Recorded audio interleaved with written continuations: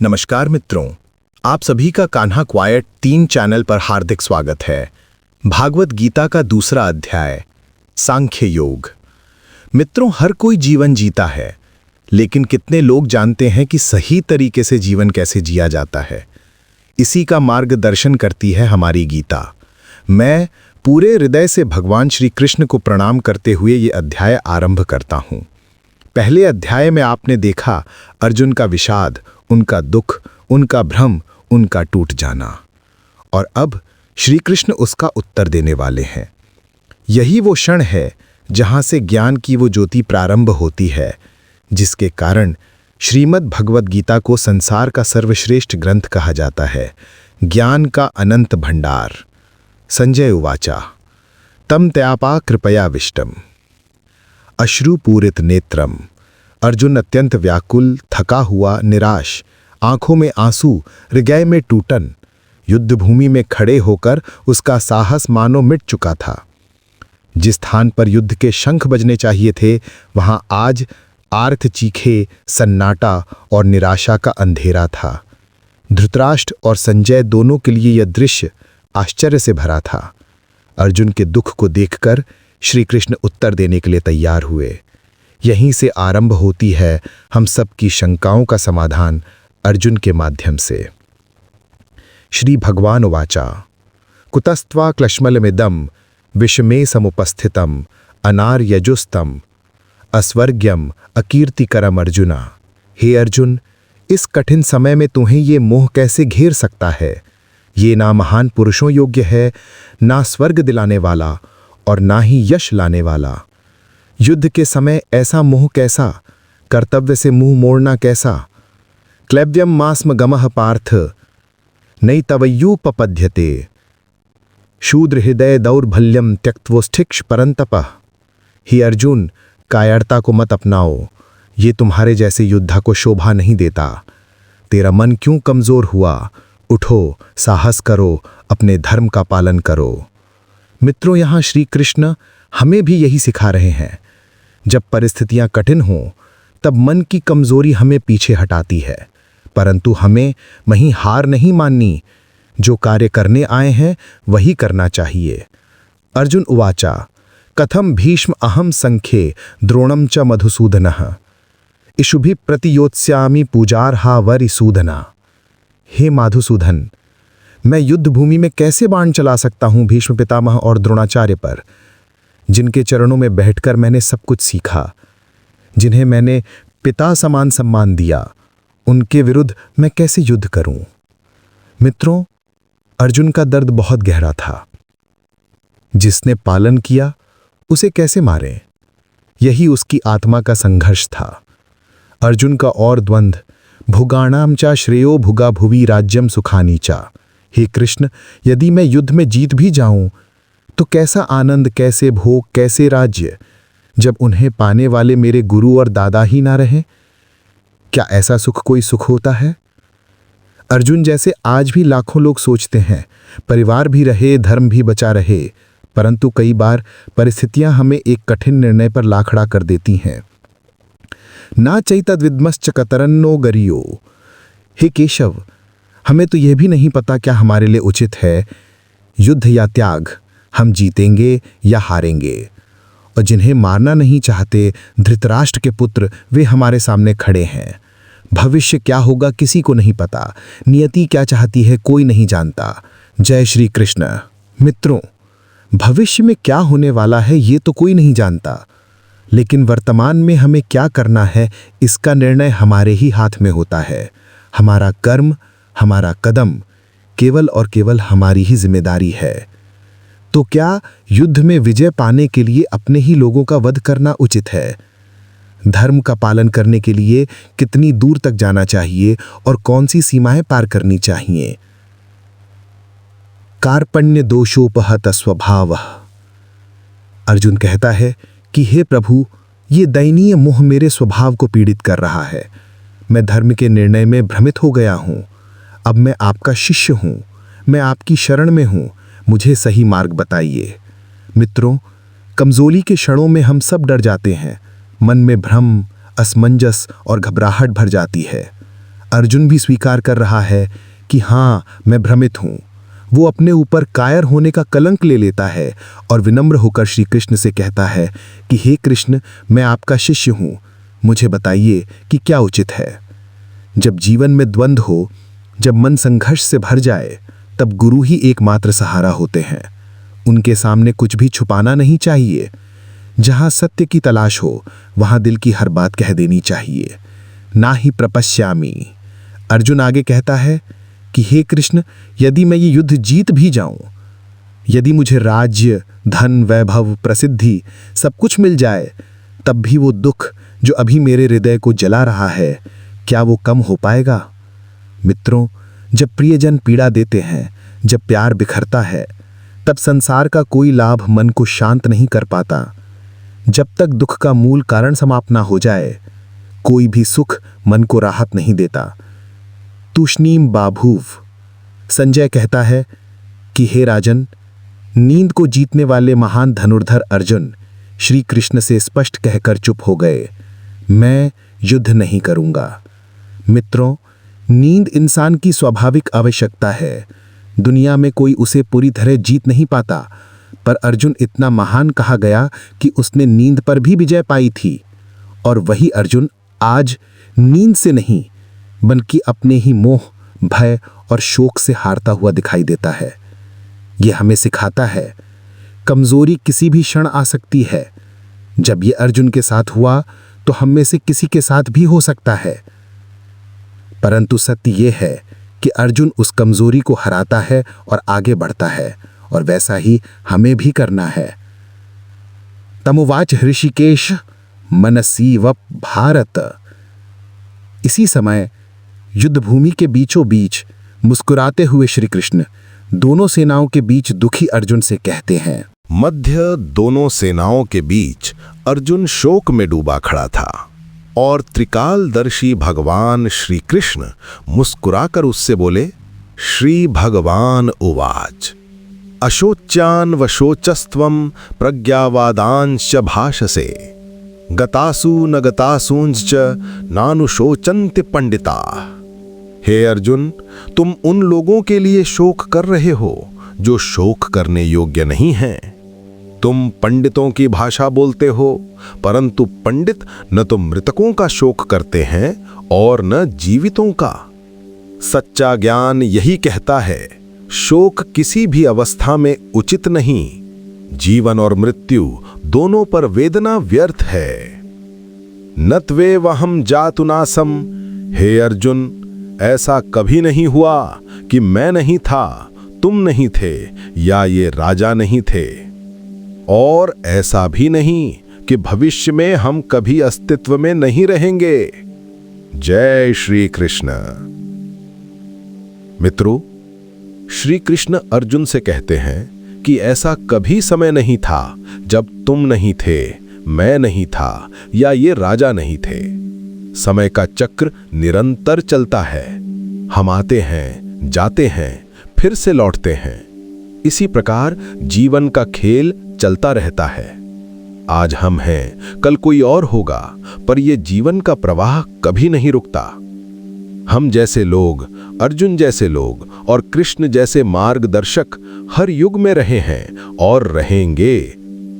आत्मा का रहस्य देहिनोस्मिन् यथा देहे कौमारम यौवनम जना। हे अर्जुन, जैसे इस शरीर में बचपन, युवावस्था और बुढ़ापा आता है, वैसे ही मृत्यु के बाद आत्मा नया शरीर प्राप्त करती है। आत्मा वही रहती है, अविनाशी, अचल, अमर, केवल शरीर बदलता है।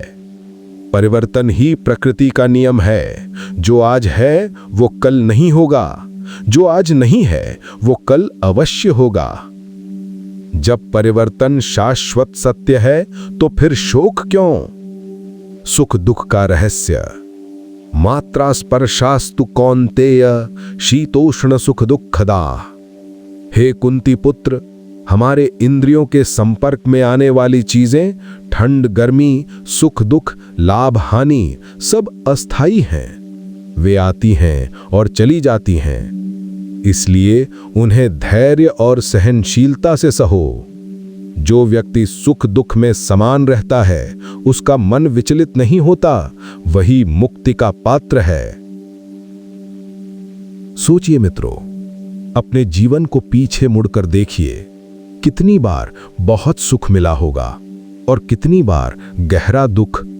दोनों ही गुजर गए, कोई भी स्थायी नहीं रहा।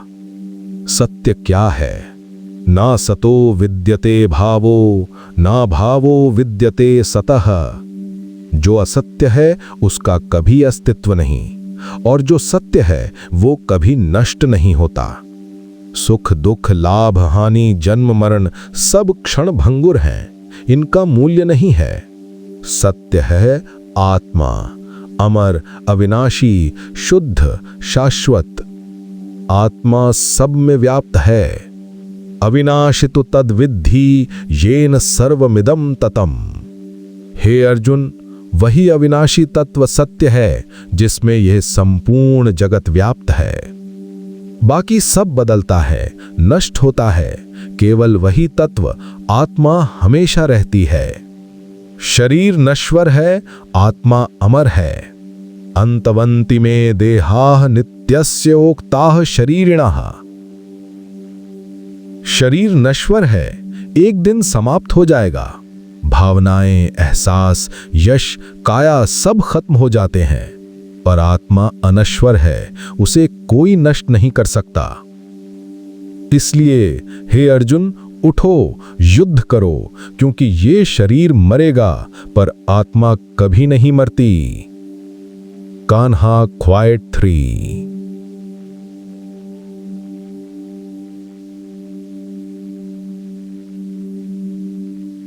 श्री कृष्ण बोले, हे भरतवंशी अर्जुन, युद्ध करो, क्योंकि आत्मा अमर है, उसका कभी अंत नहीं होता। जिस सत्य को जानने के लिए महापुरुष अपनी पूरी जीवन साधना, ध्यान और संन्यास में लगा देते हैं, वही सत्य आज मैं तुम्हें सुना रहा हूं। ये शरीर नाशवान है, पर आत्मा अमर है, फिर शोक क्यों? रोना किस बात का? श्री कृष्ण समझाते हैं, नान्वेति हंतार यश्चैनम मन्यते हतम उभौ तौ न विजानीतो नायम हन्ति न हन्यते। अर्थ है, जो व्यक्ति यह सोचता है कि उसने किसी को मार दिया या कोई किसी के द्वारा मारा गया, दोनों ही अज्ञान में हैं, क्योंकि आत्मा न किसी को मारती है और न किसी के द्वारा मारी जाती है। आत्मा तो केवल अस्तित्व है, शाश्वत और अटल। हमारा अहंकार हमें यही सोचने पर मजबूर करता है कि हमने ये किया, हमने वो दिखा दिया। ये सब सिर्फ मोह है, अज्ञान है। श्री कृष्ण आगे कहते हैं, न जायते म्रियते वा कदाचित नायं भूत्वा भविता वा न भूयः। आत्मा न जन्म लेती है, न मरती है, न कभी उत्पन्न हुई, न कभी नष्ट होगी। जब कुछ भी नहीं था तब भी आत्मा थी, और जब कुछ भी नहीं रहेगा तब भी आत्मा रहेगी। सिर्फ शरीर बदलता है, आत्मा नहीं। जैसे मनुष्य पुराने कपड़े उतारकर नए कपड़े पहन लेता है, वैसे ही आत्मा पुराने शरीर को त्याग कर नया शरीर धारण करती है।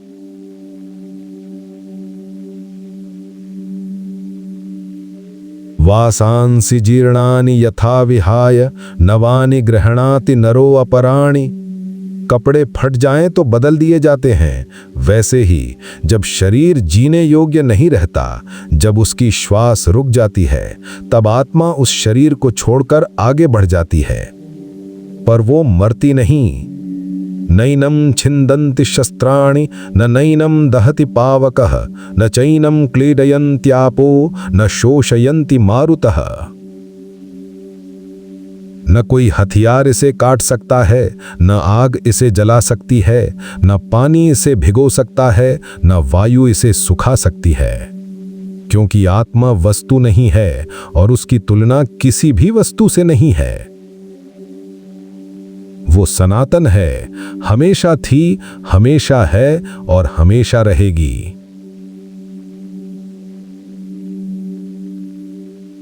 यही तो श्री कृष्ण की आत्मा है, यही दिव्यता है। हे अर्जुन, हम इस मिट्टी से बने शरीर को बहुत महत्व देते हैं, पर सच्चा ध्यान आत्मा पर होना चाहिए, जिसके बिना शरीर कुछ भी नहीं। जब आत्मा अमर है तो फिर शोक किस बात का, डर किस बात का, वियोग किस बात का। युद्ध करो अर्जुन, धर्म के लिए, सत्य के लिए, कर्तव्य के लिए, क्योंकि मृत्यु सिर्फ शरीर की होती है, आत्मा कभी नहीं मरती। कान्हा क्वाइट 3।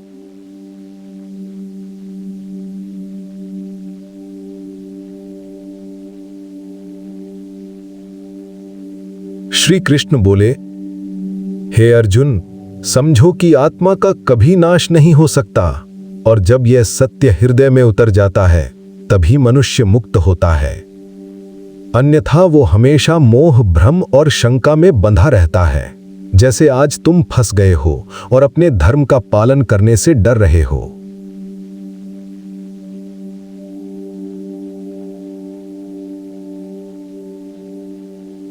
अव्यक्तोऽयम् अचिन्तयोऽयं विकारयोऽयमुच्यते तस्मादेवं विदित्वनं नानुशोचितुमर्हसि। आत्मा अव्यक्त है, जिसे शब्दों में प्रकट नहीं किया जा सकता। ये अचिंत्य है, इसकी कल्पना भी नहीं की जा सकती। ये निर्विकार है, इसमें कोई कमी, कोई दोष नहीं। श्री कृष्ण कहते हैं, हे अर्जुन, जिस आत्मा को समझने का ये ज्ञान मैं तुम्हें दे रहा हूं, उस आत्मा के लिए शोक करना उचित नहीं है। हम इंद्रियों से आत्मा को समझ नहीं सकते, लेकिन वो नित्य और अटल है, फिर रोना किस बात का।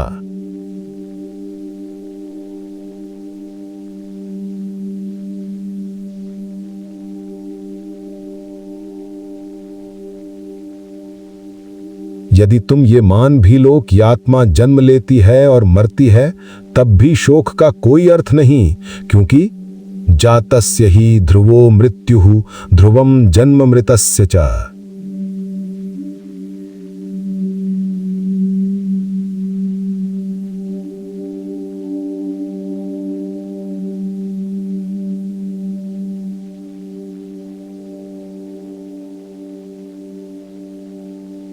जिसका जन्म हुआ है उसकी मृत्यु निश्चित है, और मृत्यु के बाद पुनर्जन्म निश्चित है। जिसका अंत तय है उसके लिए रोकर स्वयं को कमजोर बनाना बुद्धिमानी नहीं। कहते हैं, हे अर्जुन, जीवन और मृत्यु दोनों प्रकृति के नियम हैं। जो होना तय है उसे रोकर बदला नहीं जा सकता। अव्यक्तादिनी भूतानि अव्यक्ता मध्यानि भारत अव्यक्ता निधानान्येव तत्र का परिदेवना। सभी प्राणी जन्म से पहले भी अव्यक्त थे, जीवन के बीच भी अव्यक्त हैं, और अंत में भी अव्यक्त हो जाते हैं। तो फिर शोक किस बात का? आत्मा को समझना आसान नहीं। किसी को इसे सुनकर आश्चर्य होता है, किसी को इसे समझकर आश्चर्य होता है, और कई ऐसे भी होते हैं जो सुनते हैं पर समझ नहीं पाते, क्योंकि आत्मा का रहस्य अत्यंत गहरा है। जो इसे समझ लेता है वो मोह से मुक्त हो जाता है। देहि नित्यम अवध्योयम देहे सर्वस्य भारत। हे भारत, आत्मा हर शरीर में नित्य निवास करती है, इसलिए किसी भी जीव के लिए शोक करना उचित नहीं। और हे अर्जुन, जब आत्मा अमर है, जब उसे कोई मार नहीं सकता, तो तुम क्यों दुखी हो, क्यों भयभीत हो? मोक्ष प्राप्ति का मार्ग यही है, आत्मा को जानना। फिर श्री कृष्ण ने अर्जुन को उसके धर्म की याद दिलाई। स्वधर्मपि चावेक्ष्य न विकंपितम मर्हसि धर्म्याधि युद्धात् श्रेयो अन्यत् क्षत्रियस्य न विद्यते। हे अर्जुन, अपने धर्म को पहचानो, क्योंकि क्षत्रिय के लिए धर्म युद्ध से बड़ा कोई कर्तव्य नहीं। जो कार्य हम करने का निर्णय ले चुके हों, उनमें डरना नहीं चाहिए, बस पूरे मन और आत्मा से उसे पूरा करना चाहिए। यदृच्छया चोपपन्नम स्वर्गद्वारमपावृतम सुखिना क्षत्रिय पार्थ लभन्ते युद्धमीदृशम। अर्थ, हे पार्थ, ये युद्ध स्वर्ग के द्वार के समान खुला हुआ है और ऐसे धर्म युद्ध का अवसर बहुत भाग्यशाली क्षत्रियों को मिलता है। सच्चा सुख कर्तव्य को स्वीकार करने में है, ना कि उससे भागने में। कान्हा क्वाइट 3। जय श्री कृष्ण। श्री कृष्ण कहते हैं, युद्ध को स्वर्ग के द्वार जैसा खोल कर रखो। ये केवल अर्जुन के लिए ही सत्य नहीं है, ये हमारे लिए भी सत्य है। यदि जीवन में कोई चुनौती आए तो उसे मोक्ष का मार्ग समझो और उसे पूरा करने की ठान लो। क्षत्रिय वे हैं जो युद्ध में अपना धर्म पूरा करते हैं। यदि तुम्हारी इच्छा और तुम्हारा प्रयास युद्ध जैसा है तो तुम भी उसी भांति अपने धर्म का पालन करो। यदि तुम अपना स्वधर्म नहीं निभाओगे, धर्म युद्ध से भागोगे, तो स्वधर्म और कीर्ति खोने का पाप तुम्हें प्राप्त होगा। श्री कृष्ण चेतावनी देकर कहते हैं, यदि तुम युद्ध स्वीकार नहीं करते तो परिणाम स्वरूप तुम्हें सिर्फ पाप ही मिलेगा। हमारे स्वभाव में लड़ने की शक्ति होती है। यदि हमारा स्वभाव ही हमें युद्ध से दूर ले जा रहा है तो समझो कि हम अपने धर्म से दूर जा रहे हैं और पाप के अधिकारी बन रहे हैं। श्री कृष्ण कहते हैं, कथम स्यात् त्वमिति नाम श्रियम यदि त्वम युध्यसे न राजते तस्मात् कीर्ति मरणे अपि च। अर्थात लोग तुम्हारी दीर्घकालिक कीर्ति के विषय में चर्चा करेंगे। यदि तुम युद्ध से पलट जाओगे तो इससे बड़ा अपमान कुछ नहीं हो सकता। जब तुम भीड़ में जाओगे तो एक हालत में लोग तुम्हें आदर से देखेंगे, मगर दूसरी हालत में लोग तुम्हें तिरस्कार से टाल देंगे। क्या तुम कीर्ति पहलो या अपमान? क्या तुम उन लोगों को ऐसा अवसर दोगे कि वे तुम्हें नीचा दिखाएं? अर्जुन जैसे ही महान योद्धा के लिए भी ये बहुत बड़ी लज्जा होगी यदि उसने युद्ध से भागकर अपनी प्रतिमा को कलंकित किया। ये केवल अर्जुन की ही नहीं, हम सब की भी परीक्षा है। सोचो, ऐसे लोग हमेशा मिलेंगे जो तुम्हें नीचा दिखाने का बहाना ढूंढते हैं। यदि तुम स्वयं उन्हें वो मौका दे दोगे तो वे कितने प्रसन्न होंगे। क्यों उन्हें ऐसा अवसर देना? वीडियो से पूर्ववर्ती निवेदन का छोटा सा संदेश। यदि आपने इस भाग से कुछ सीखा हो तो वीडियो को लाइक करें और हमारे चैनल कान्हा क्वाइट 3 को सब्सक्राइब करना ना भूलें। श्री कृष्ण कहते हैं, हतो वा प्राप्य सद्वर्गम जित्वा वा भवेत सुफलम। अर्थात या तो तुम युद्ध में मरकर स्वर्ग को प्राप्त करोगे या जीतकर पृथ्वी पर राज्य प्राप्त करोगे। इसलिए हे अर्जुन, युद्ध करने का दृढ़ निश्चय करो। युद्ध में जीतने पर कीर्ति मिलती है और हारने पर भी सम्मान मिलता है, क्योंकि तुमने धर्मानुसार युद्ध किया। इसलिए कभी भी अपनी चुनौती से मुंह ना मोड़ो। सुख दुख में समान रहकर, लाभ हानि को समान समझकर, लक्ष्य पर कटिबद्ध होकर युद्ध करो। यदि तुम अपनी संपूर्ण शक्ति किसी चुनौती में लगा दोगे तो जीत भी मिलेगी, और यदि हार भी हो तो पछतावा नहीं होगा, क्योंकि तुमने सब दे दिया।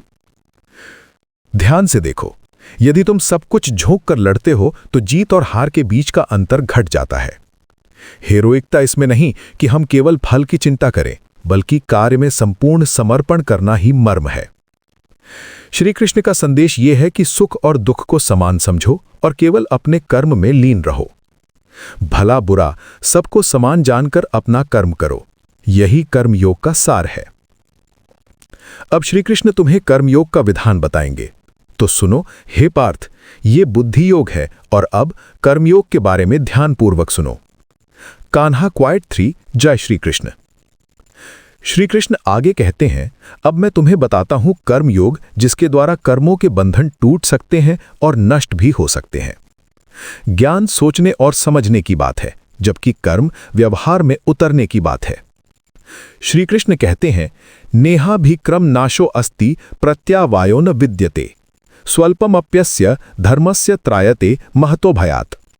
अर्थात इस कर्मयोग में कोई आरंभ भी व्यर्थ में ही जाता, इसका बीज कभी नष्ट नहीं होता और इसका परिणाम कभी विपरीत नहीं आता। बल्कि थोड़ा सा भी कर्मयोग मानव को जन्म मृत्यु के महाभय से बचा सकता है। डोमेनिक कर्मयोग सबके लिए है।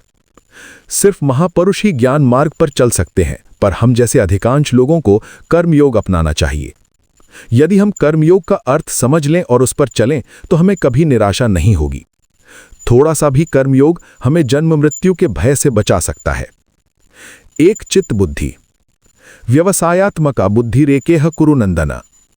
हे अर्जुन, कर्मयोग में बुद्धि एक होनी चाहिए, पर जिनकी विचारधारा स्थिर नहीं होती उनकी बुद्धि बहुत दिशाओं में बिखर जाती है।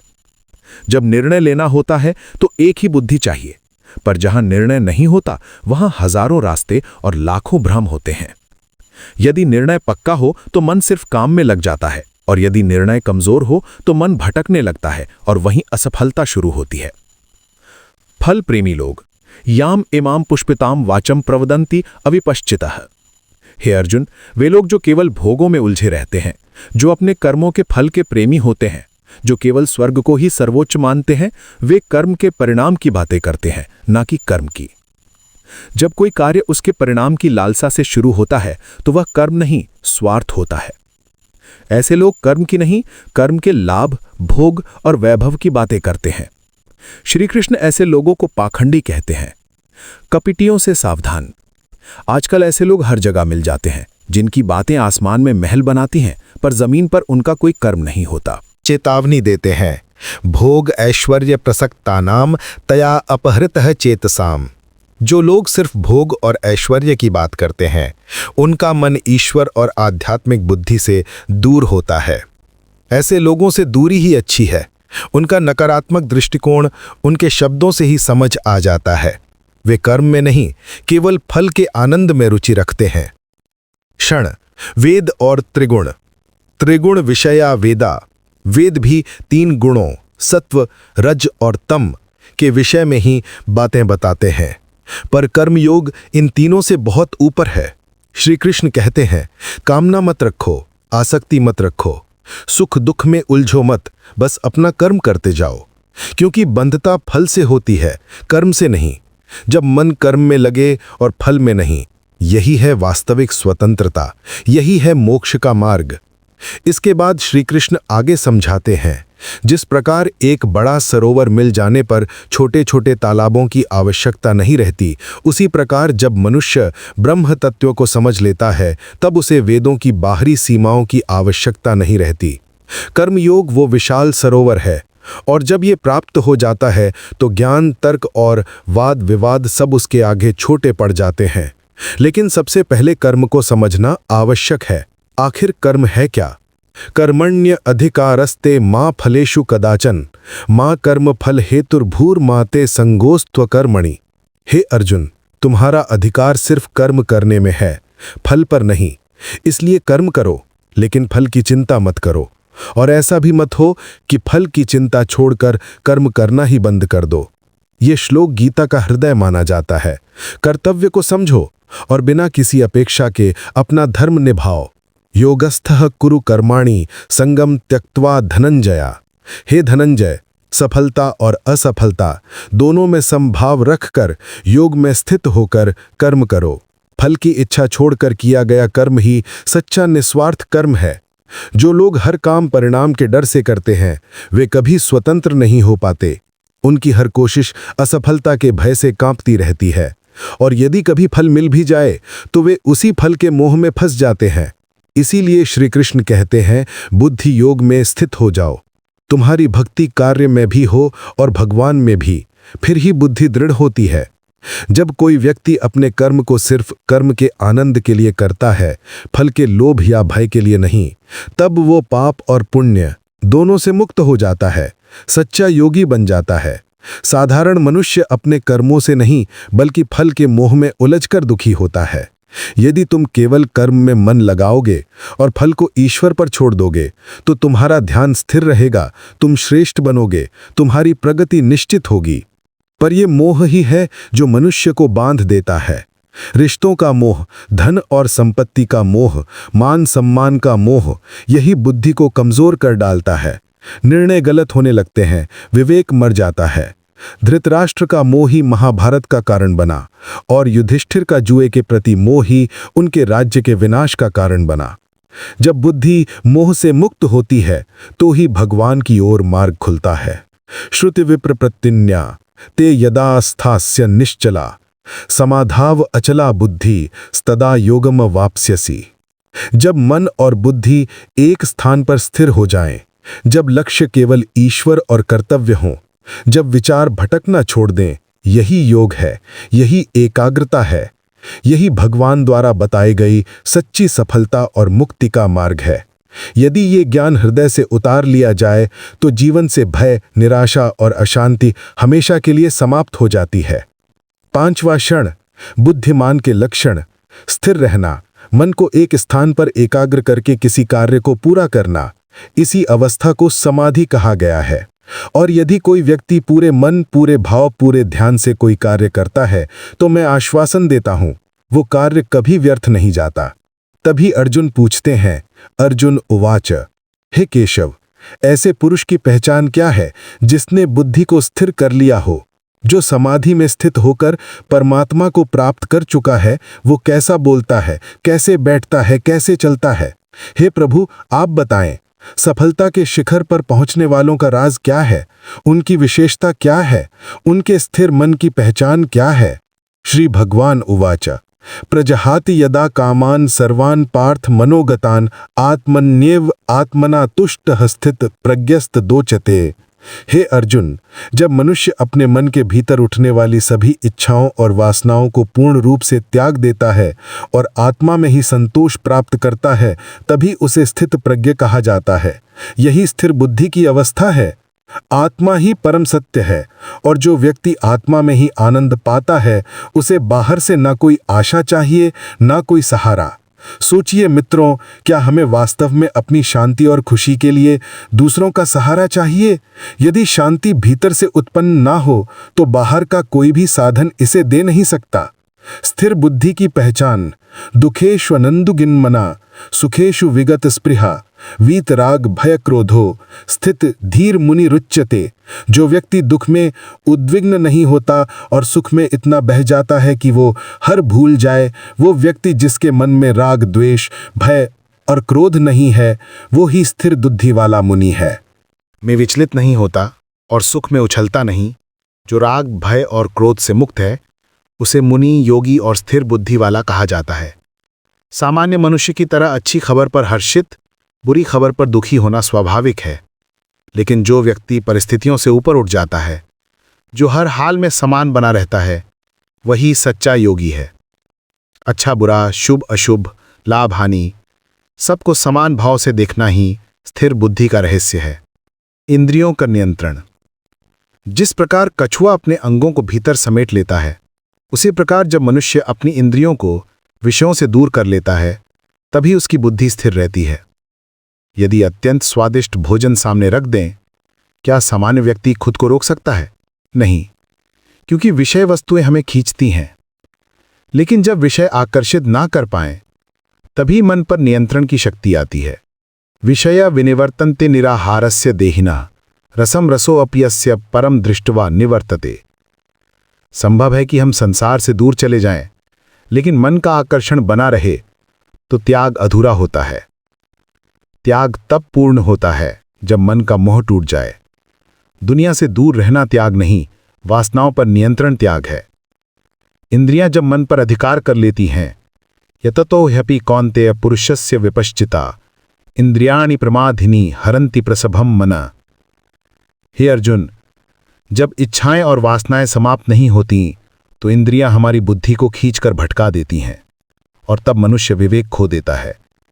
यही कारण है कि यदि मन पर नियंत्रण ना हो तो सबसे बुद्धिमान मनुष्य भी गलत निर्णय ले सकता है।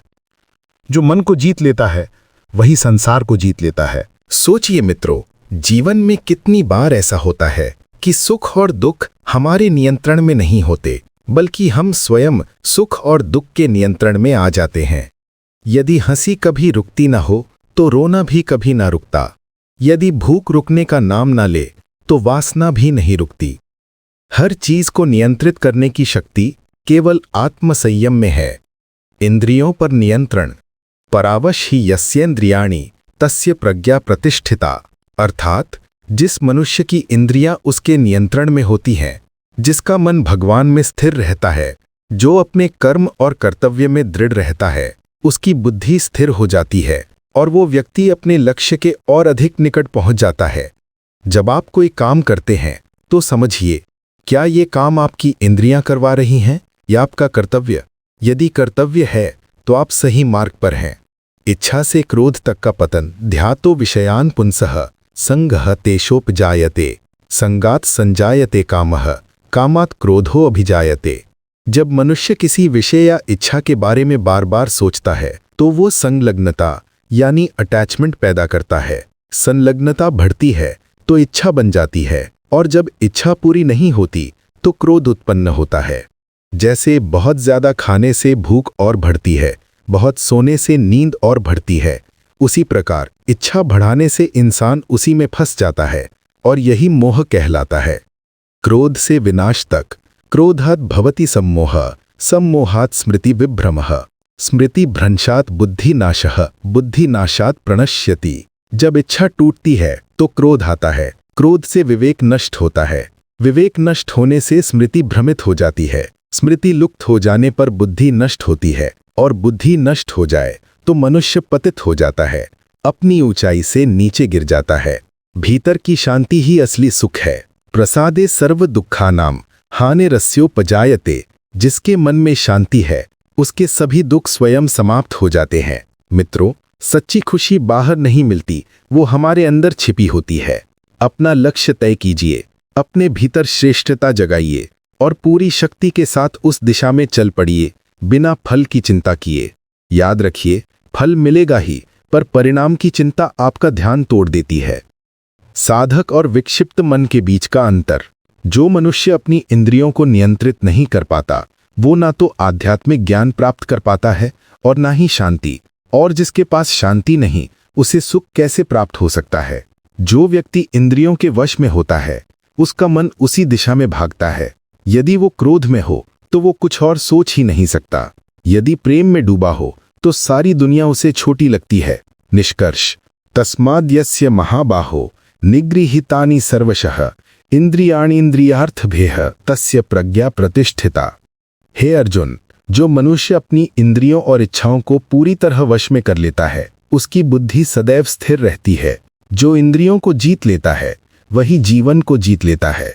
मित्रों, जिस मनुष्य ने अपनी इंद्रियों पर पूर्ण नियंत्रण प्राप्त कर लिया, जिसकी इच्छाएं शांत हो चुकी हैं, उसी मनुष्य की बुद्धि स्थिर और अटल होती है, क्योंकि बुद्धि का स्वभाव है हमें वहीं ले जाना जहां हमारे मन की आसक्ति होती है, और अक्सर उस आसक्ति में इंसान अपना वास्तविक उद्देश्य भूल जाता है। श्री कृष्ण कहते हैं, निशा सर्वभूतानाम तस्याम जागरति संयमी। अर्थात जो समय सामान्य लोगों के लिए अज्ञान की रात जैसा होता है, उसी समय में योगी जग कर ध्यान और साधना में लीन होते हैं। जिन बातों और सुखों के पीछे संसार रात दिन भागता है, वे सुख उस साधक के लिए अंधकार समान होते हैं, क्योंकि वह जानता है कि ये नश्वर हैं। हे मित्रों, ये बात गहरी है। जिस समय सब लोग सोते हैं उस समय साधक ईश्वर प्राप्ति की राह पर जागता है, और जिस भौतिक सुख को पाने की लालसा में दुनिया जागती रहती है, वह सुख साधक के लिए अंधकार की रात जैसा होता है। श्री कृष्ण आगे कहते हैं, आपूर्वमानम अचलम प्रतिष्ठम समुद्रमापह प्रविशन्ति यद्वत्। जिस प्रकार नदियां समुद्र में समा जाती हैं परंतु समुद्र कभी अशांत नहीं होता, उसी प्रकार संसार की असंख्य इच्छाएं जब बुद्धिमान व्यक्ति के भीतर प्रवेश करती हैं तब भी वह विचलित नहीं होता। यही है स्थिर बुद्धि का लक्षण, यही है अंतर की सच्ची शांति। लेकिन मित्रों, आज के समय में हम थोड़ी सी बात पर दुखी हो जाते हैं, किसी की बात सुनकर क्रोध में बह जाते हैं। मतलब मन पर हमारा नियंत्रण नहीं है, मन हमें नियंत्रित कर रहा है।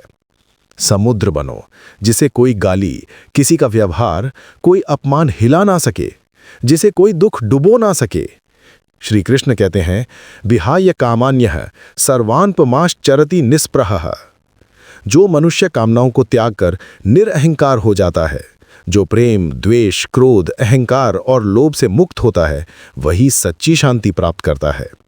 शांति पाने के लिए हमें त्याग करना होता है, इच्छाओं का, अहंकार का, अपनी आसक्तियों का, और तब जीवन में सफलता स्वयं आकर हमारे चरण छूती है।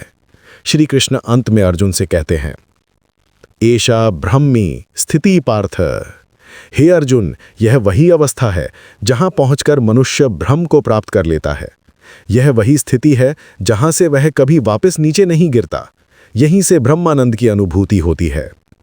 मित्रों, यदि हम इन बातों को जीवन में उतार लें तो कोई भी लक्ष्य हमसे दूर नहीं रह सकता। और यही है भगवद गीता के दूसरे अध्याय सांख्य योग का सार। मित्रों, आज बस इतना ही। यदि आपको श्री कृष्ण की ये वचन हृदय को छू गए हों तो नीचे कमेंट में लिखिए श्री राधे कृष्ण। और ऐसी ही प्रेरणादायक और जीवन बदलने वाली कथाएं सुनने के लिए हमारे YouTube चैनल कान्हा क्वाइट 3 को अवश्य सब्सक्राइब करें। धन्यवाद। जय श्री राधे कृष्ण।